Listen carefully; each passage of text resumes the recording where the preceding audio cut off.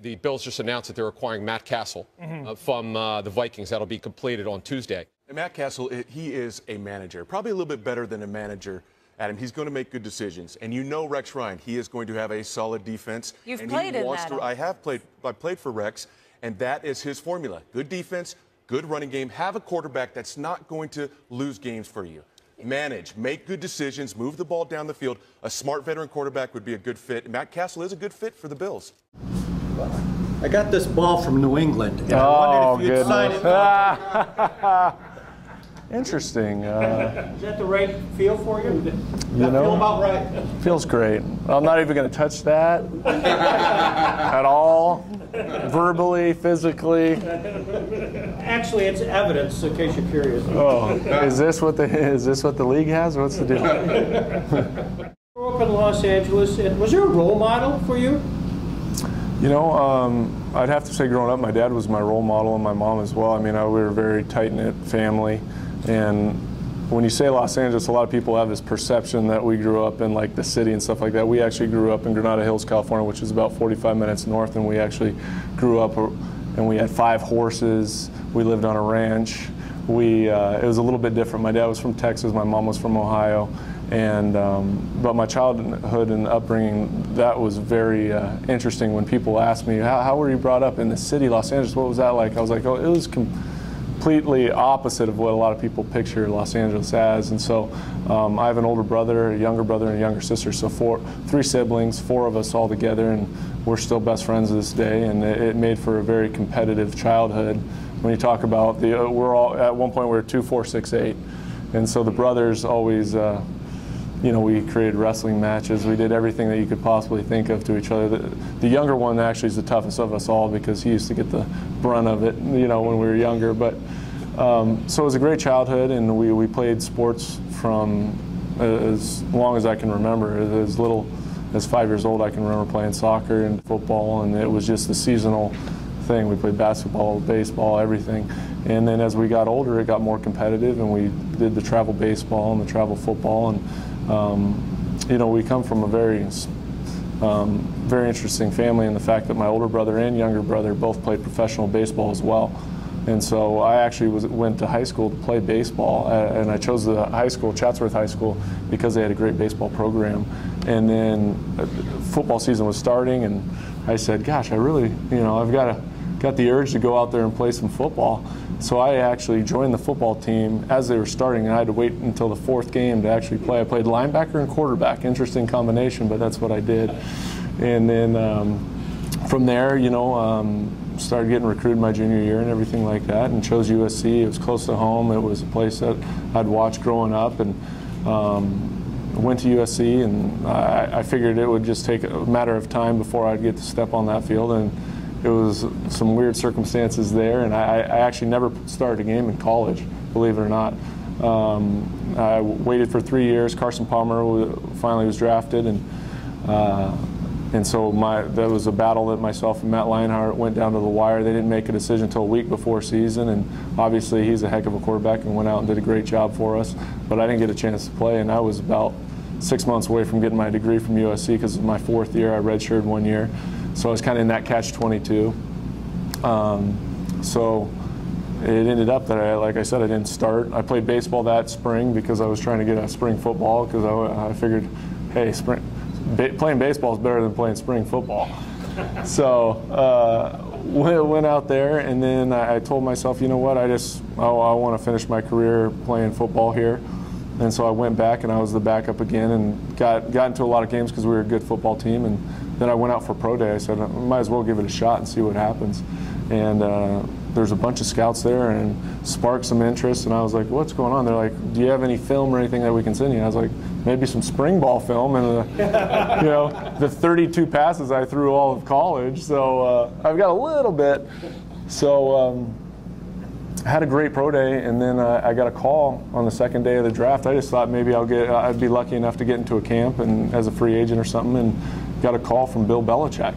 I'm sitting around, and I still get goosebumps thinking about it. It was a very cool day. I was sitting down with now my girlfriend at the time, my wife now, and said, Matt, I was like, yes, sir. Hi, this is Bill Belichick. We just drafted you. to the New England Patriots. I think it was a 230-something pick. And I said, come on, are you kidding me? Are you kidding me? And he's like, no, we're going to put you on the phone. We'll see you at rookie minicamp next weekend. And I was like, what in the world is going on right now? So, but it couldn't have been a better situation for me personally, because it actually gave me the opportunity to go learn and be mentored under Tom Brady, who was one of the best quarterbacks even at that time. He just came off, I think, his 3rd Super Bowl in 4 years, and so I just was a sponge. I absorbed as much as I could and tried to emulate kind of what I saw from watching him, and he was super helpful. And then my time finally came, my 4th year in New England, when he went down with the injury with the ACL. And 1st and 10 for the Patriots at the 42 of the Chiefs. No score. Play action fake. Ready to throw. Under pressure. Hit as he throws. Passes underthrown, but coming back to the ball is Moss. And Randy Moss makes a remarkable catch and now fumbles at the end of the run. And Kansas City has the football. Yes, they do. Brady is hurt. He is down on the leg. He got whacked just as he threw that football. It should look like a knee injury. He got whacked in the legs, right on the side of the leg. His left knee, he's holding it.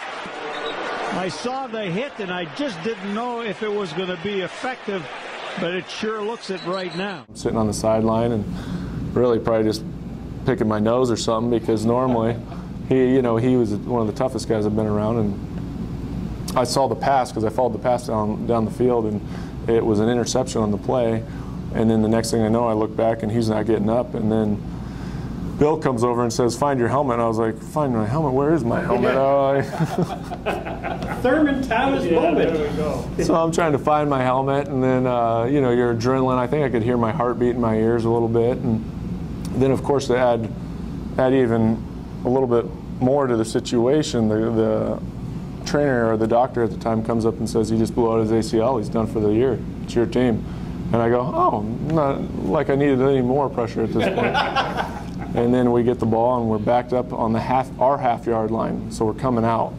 And we ran the ball twice, and then my very first pass, I'll never forget it. Randy Moss was supposed to run a little post, and Patrick Surtain was the corner for the Chiefs, and he was sitting inside. Well, instead of doing that, Randy was a really intelligent football player, ran right by him, and all I see is this big hand running down the field. We used to wear these white gloves, and I saw him. Thank God I saw him, and I threw it to him. And it was about a 60-yard pass play to start, and it was a good way to start the game. Gave you a little bit more confidence. 3-inch line. Single back is Sammy Morris. Cassel under center. Play action fake. Cassel to throw. Throwing long for Randy Moss. Over the shoulder, makes the catch. 35 up the sideline at midfield and tackled from behind. 51-yard play-action pass. Matt Cassel to the incomparable Randy Moss. But from that standpoint, we went on and you won that game. We won that game, and we went on to go 11-5 that year. And then I was traded to the Kansas City Chiefs. And while we're on the constant subject, just for a pause, I'm reading here that Matt Cassel, his first ever start Sunday with a winning effort over the New York Jets. Yep. And you beat a guy named Brett Favre. What kind of attention was around that game? Because that Brett, I think, was one of his first home game, wasn't it? I think it might have been his first home game, and I think also the fact that the reigning MVP, who set all those records, 51 touchdown passes, and they've never heard of me, and also knew that I never started a game since high school, that there was a lot of attention. So I had to turn off the television for the entire week. And I just remember I knew that I was going in to face Brett Favre for my first game, but I was excited about the opportunity. And I had a lot of confidence. I had been in the system for 4 years, but at the same time, you never know until you get out there. And so when I remember taking the knee at the end of the game, and I remember the first person to come up to me was Brett with this big smile on his face, class act, and shook my hand, gave me a big hug, and said, "I'm really happy for you. Congratulations." So it was a pretty special moment for me, because it's a guy that I've idolized since I was, however old. He's been playing forever, and it was a really cool experience for me. With the Patriots, now the Patriots and the Bills are really traditional rivals. Right. Was that at that time, did you really think of the Bills during that 2005, 6, 7, 8 time period? Were they one of the bigger games, or who was the big game for the Patriots?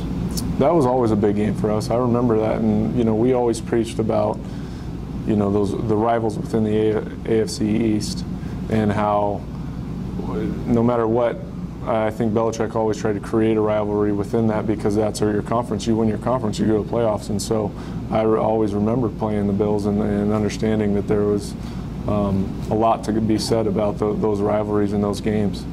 That's right. In Week 17, this is the last week of that season, 2008, you led the Patriots to the 4th consecutive win, 13-0 over the Bills, in a game marked by winds so severe they bent the goalposts before and during the game. You remember that game? I remember it like it was yesterday. I'm surprised we actually landed here. I mean, to be honest, I thought we were all going down. It was going to be one of those amazing stories where, you know, they're holding a ceremony for the entire team because the wind was blowing as we were coming in, and it was one of those crazy plane rides that you remember. But then I remember the night before the game, we had about 130 plays in the game plan call sheet. And I remember going into the QB meeting, and there's Bill, and he's usually rarely in those meetings. And so he comes in, he says, you know, we're cutting down the game plan for tomorrow. And I'm like, why, what's going on? He's like, well, we're only going to have about 30 plays or so, and mainly we're going to run the ball because they're expecting 65 to 70 mile per hour winds. And I go, yeah, no way. And he's like, no, seriously, it's like hurricane type of winds, and there was sleet and snow and everything else. So we got to the field. I come out from the locker room. The field's covered in snow, and I start to try to just throw the ball and play catch with one of the other quarterbacks. The ball doesn't even go 5 yards because the wind is blowing so hard it was impossible. And then I remember when we got the wind, that's the only time. We might have thrown 9 passes in that entire game. And when we got the win, that was the only time we threw the ball because you could. And I remember us kicking a field goal. They were holding up the field goals with ropes while we're trying to kick the field goal because the field goals were about to break. And Steven Gostkowski kicks the ball and it comes back behind him. I was like... One of the things the players appreciate is that Dick Duran never throws anyone under the bus, player or coach. And there's a quick kick by Cassel. You gotta love Belichick. And he gets the roll down to the 10. Oh, the wind continues. Oh, it'll go to the 1. The football to the 5. It'll go all the way down. Matt Cassel, the best punter in the league today. 57-yard punt by number 16. You little devil. And I knew we had a good chance of winning because we had a lead, but then it was the 4th, and the Bills had to go into the wind. Into the wind on a 2-minute drive, so I was like, oh, well, good luck with that. So. The point of year, here you are the starter for the Patriots 2008. Right. They didn't know where Brady was coming. You were the franchise player. Mm-hmm. How did the dynamics work out during that short time period where Brady may be coming back, you were the starting quarterback, right? You were unrestricted free agent, right? How did it all work during that time period? You know, Brady and I were very close, and I thought Tom did a great job of, he obviously had to go get surgery and all that, but he also had his surgery in California. He also would call me once a week, and we'd talk all the time. At the same time, with him being away, it allowed a little bit of a leadership role, which was huge for me, because when somebody like that, who everybody's looking to Tom for his leadership and everything, and when he's there, everybody looks to him. And so it allowed me to kind of form my own identity a little bit with him being away, and I think that was huge for me. At the same time, I didn't know what the future was going to hold. I was just trying to keep my head down and go 1 week at a time. You know, for me, the whole situation in the beginning was a little overwhelming, to say the least. I mean, I remember coming in the locker room after the Chiefs game and the media frenzy with trying to figure out what happened to Tom, and I didn't come prepared for a press conference. I was wearing like a T-shirt and a hat, and I was wearing, I know this, at the time we were the NFL sponsored by Reebok. I'm wearing a Nike hat with an Olympic symbol on it. I had no idea that I'm not allowed to wear that at a press conference, of course. It's my first press conference since forever. And so I get a letter in the mail the following week saying that the NFL is going to fine me for not wearing the right apparel. And so I called them. I was like, look, guys, I had no idea I was doing a press conference, let alone have I ever done one. So can you give me a... So thankfully they retracted the fine. But at the same time, that's kind of how that season went. You know, you kind of learn on the fly. And there was a lot of pressure, obviously, because the expectation level of it all. Everybody was looking for us to fail, but you know, overall, we were able to overcome it all, and it was a great season. I know we got 1 or 2 questions left. Scott, because the next stop is Kansas City, which is the segue for this question. Matt, one of the guys that was on the Chiefs coaching staff was a young man who grew up about 3 miles from here. Really? 4 miles from here would be Nick Sirianni. Oh, I love Nick. Nick's one of my favorite coaches of all time. I think I remember, correct me if I'm wrong, but I remember him telling me, because I used to been at the paper so long that I've covered him when he was a skinny high school kid, and I've known his family, and his brothers are very successful coaches at the high school and collegiate level. But anyway, he told me that he was going to your wedding. Is that correct? When you were married? He was supposed to go to my wedding, but I was married before I even got there. So okay. Well, anyway, somehow there's a connection between you. No, I was supposed to go to his wedding. Okay. I was like, I better be invited to your wedding. Unfortunately, I couldn't go. Okay. But Nick's one of my favorite coaches. He's a heck of a coach. Tell me why. I mean, obviously he wouldn't be in the NFL if he didn't know the game. What made him? Because the season you had in 2010, I think it was. 2010. Your stats were probably the best of your career. Right. I just looked at him. I think Greg's got him there, but just tell me what role he played in your season and what he did for when you guys were together with the Chiefs. Well, Nick, you know, he stepped up and he was kind of the quality control guy the first year when I got there, and I think we were trying to still figure things out as a team and as an organization, new coaching change and everything else. We changed our coordinator a week before season. We had Chan Gailey going literally a week before season. He parted ways with the Chiefs, and so we went that direction. But the following year, Nick he really was our quarterback coach, so to speak. He was in the room every single day. Him and Charlie Weiss worked hand in hand, and Nick was kind of the day-to-day. And I appreciated everything that he did for me, because really that entire year we'd go off on the side and he'd work footwork with me, and he was diligent about it, and he was very meticulous about the plays and everything. And I really pushed for him to be our quarterback coach the following year before they decided to go a different direction. He became our receivers coach, which those guys were lucky to have him. But it didn't surprise me at all that he's moved up as quickly as he has, because he was a very intelligent football coach. He knew the game, but he also had a passion for it. You know, there's guys that know the game, but they didn't have the same passion, but he had a great passion, and he also was a great teacher. So, do you stay in contact with him at all? Actually, we do. We still text to this day. Yeah. We probably should call, but texting's kind of the in thing. So. Yeah. Well, as a result, you were named to the Pro Bowl that year, 2000. Yes, sir. 2009. Right. What was that like? Because you're here. You are. That's the last thing from a guy who never played down in college. Right. To the Pro Bowl. Cool. It was a pretty phenomenal experience. You know, I'm not going to sit here and tell you that I wasn't blown away by and honored by the fact that, one, I was elected to the Pro Bowl, but also the fact to be in that room, and the first night you go in and there's the talent in that room alone, and the names that you've been watching and seen for so long, and now you're part of that same company. It was pretty remarkable, you know, and Peyton and Phillip Rivers were the other two quarterbacks there. Drew Brees and Matt Ryan, I believe, were on the other team, and one other. I think Aaron was there. Maybe that was the year Aaron went to the Super Bowl. But nonetheless, you get to meet all these guys off the field and talk to them and interact with them, and it's pretty cool to see that, and also the families that are there. And of course, it just happened to be that year the Patriots had lost in the AFC Championship. So guess who's coaching?